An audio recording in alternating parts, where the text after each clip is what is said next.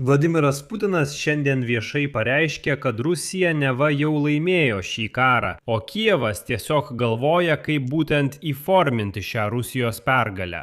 Todėl Vladimiras Putinas pareiškė, kad jau žino, kuo būtent ir kada pasibaigs šis karas.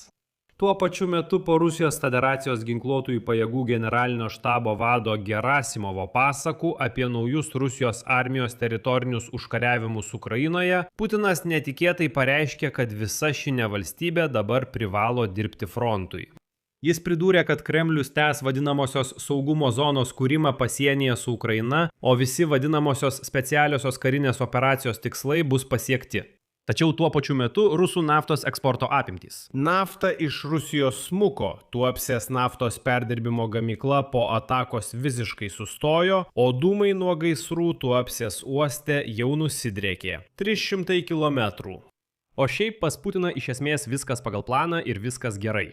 Mano vardas Aleksejus Pečijus, pasikalbėkime apie šią temą kartu. Tačiau prieš pradėdamas šią laidą paprašysiu jūsų užsiprenumeruoti kanalą, paspausti patinka, parašyti bet kokį komentarą ir būtinai užsiprenumeruoti mano Telegram kanalą Pečij News. Nuorodą į jį rasite šio vaizdo įrašo aprašyme. Taigi plikas nesusipratimas. Vladimiras Putinas pareiškė, kad žino, kuo baigsis Rusijos karas prieš Ukrainą. Jo nuomonė, dabar Ukrainos vadovybė tiesiog galvoja, kaip įforminti Rusijos pergalę.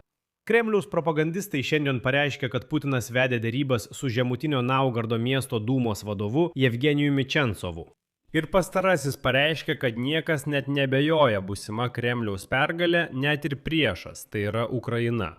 Putinas su šiuo komentaru sutiko ir pridūrė, cituoju, ten Kijeve jie tiesiog galvoja, kaip visą tai įforminti. Na, pažiūrėsime. Juolab, kad koviniai veiksmai visada yra sudėtingas ir pavojingas dalykas. Mes žinome, kuo viskas baigsis, bet nedarysime jokių.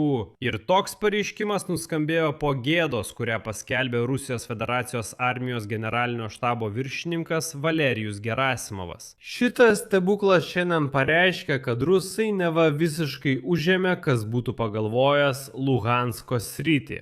Aš nežinau, jau man atrodo 11 kartą jie visiškai užima Luhansko sritį. Bet iš tikrųjų taip nėra. Dabar kovos tęsiasi prie Chrekivkos, Nadieždos ir Novojehorivkos toje pačioje Luhansko srityje. Ukrainos ginkluotųjų pajėgų 3-ojo armijos korpuso atstovas Aleksandras Borodinas pažymėjo, kad minėtos gyvenvietės išlieka Ukrainos karių kontroliuojamos. Tačiau jis pridūrė, kad Rusijos Federacijos pajėgos nenustoja pulti ir meta į kovą didelį kiekį gyvosios jėgos ir technikos.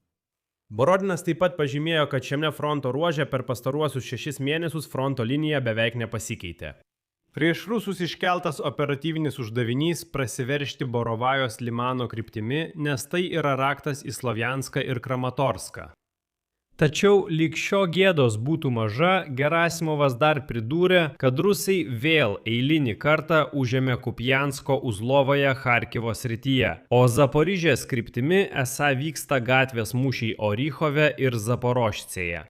Bet štai bėda, net pagal atviras žemėlapius matyti, kad iki Orychovo nuo fronto linijos dar keli kilometrai, kaip ir iki Kupiansko Uzlovajos Charkivo srityje.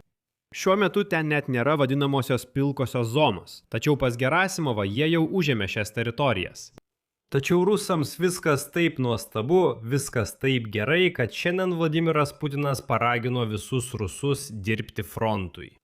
Plikagalvis diktatorius Volodya Putinas pareiškė, kad per vadinamąjį didįjį tėvynės karą visa šalis dirbo frontui ir taip turi būti ir dabar. Toliau atsiprašau, cituoju tą smirdantį Volodyą Putiną.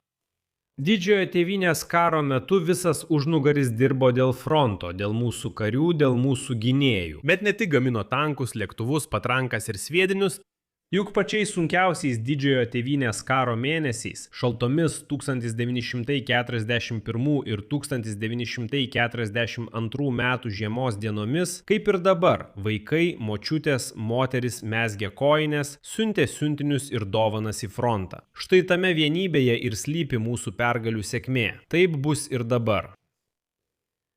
Putinas toliau pridūrė, kad Kremlius tęs vadinamosios saugumo zonos kūrimą pasienyje su Ukraina, o visi vadinamosios specialiosios karinės operacijos tikslai bus pasiekti. Dar viena citata.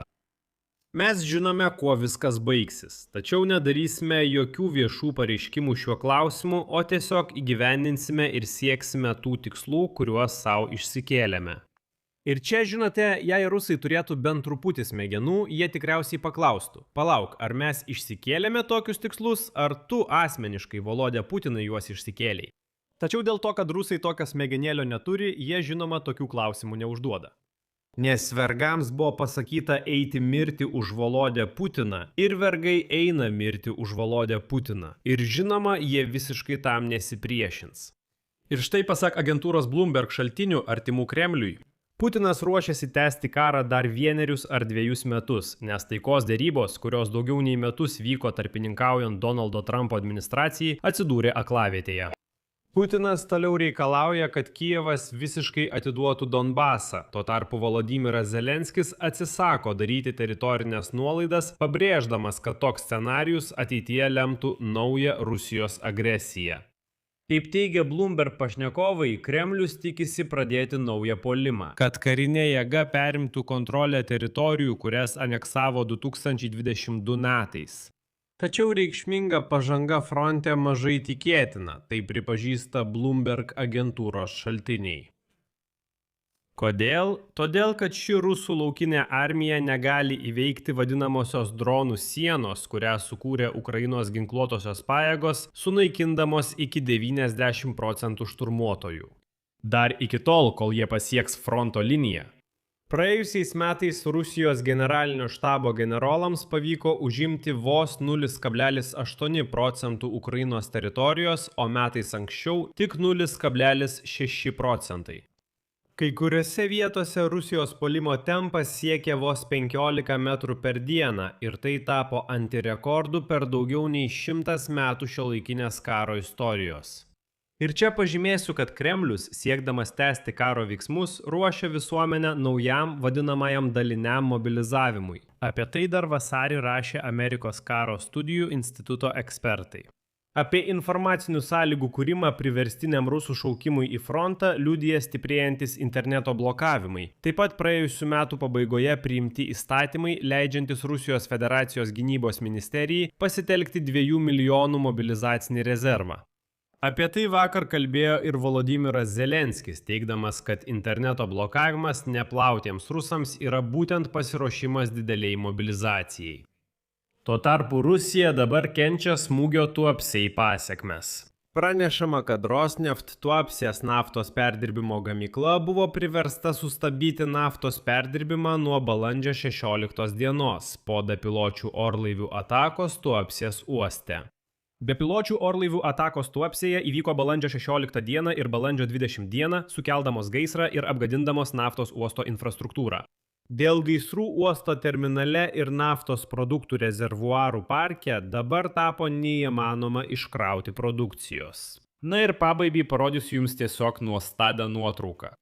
Kol Putinas ten pasakojo, kad visos moteris ir močiutės turi megzti kojines tiems rusų okupantams, palydovinė nuotrauka padaryta šiandien balandžio 21 dieną. Dūmai nuo degančių naftos rezervuarų Tuapsės naftos perdirbimo gamykloje išsiplėtė daugiau nei 300 km ir jau pasiekė Stavropolį.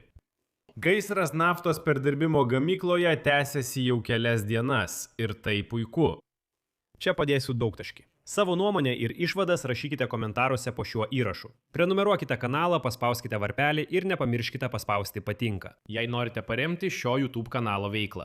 Būsiu jums už tai dėkingas. Tai galite padaryti bet kokia auka arba mokama rėmėjo prenumerata pagal nuorodas ir rekvizitus šio vaizdo įrašo aprašyme arba pagal QR kodą jūsų ekranuose. Tiek šįkart. Saugokite save. Visiems iki pasimatymo.